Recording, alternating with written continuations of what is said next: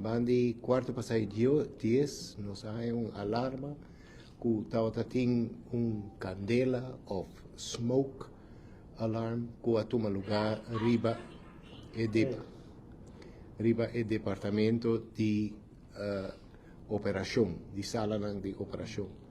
E no tauta ding e sala di operação, pero tauta ding e kamer promeku sei, onde ta e electrical e ventilation ruimte que ta dona tur e aire fresco e eletricidade para a sala de operação.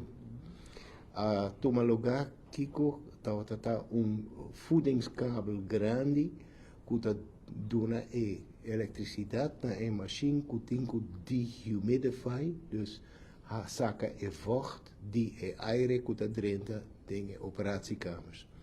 Essa é kabel que ta hopi diki, tem voltagem hopi alto, hopi amperage hopi alto, e ela faz kortsluiting e sei a causa que a temperatura de KHE, de voedingskabel, a subir mais hopi, e a começar com candela chiquito, pero com hopi huma. Não tá a candela mesmo tá o problema, pero é huma que abai fe ruimte e spreidt uit over die hele sala de operação e gang. 3 operações estão tomando lugar no momento de uovo, de barriga e que está de tumor de oxel e de borst de senhora. E team de IMSAM reacciona tremendamente bom.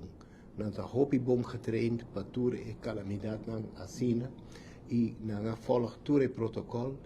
E sei a hasi que tour paciente ora sacar na hora, apesar que não está bezig com a operação, e paciente de uovo não está claro, e paciente de barriga tampouco, e paciente de tumor de oxel cita outra clacaba e tur a sali de bom situação fe e sala de operação. Pero e 2 pacientes outra tinko sigue com a operação e nós não por assim sei. Nós toma contato com a diretiva de Hospital Horácio Oliver e senhor Jaco Vroegop imediatamente a oferecer toda sua cooperação para nós lograr de seguir com a operação aqui.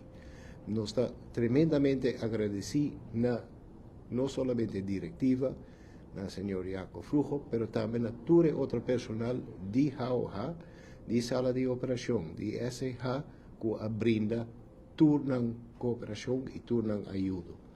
Entre que a mim está papiando com a diretiva, o doutor não está a comunicar com o doutor, a enfermeira não está a comunicar com a enfermeira e o paciente não vai com a ambulância para o Hospital Oliver e aí não a operação não agora continua.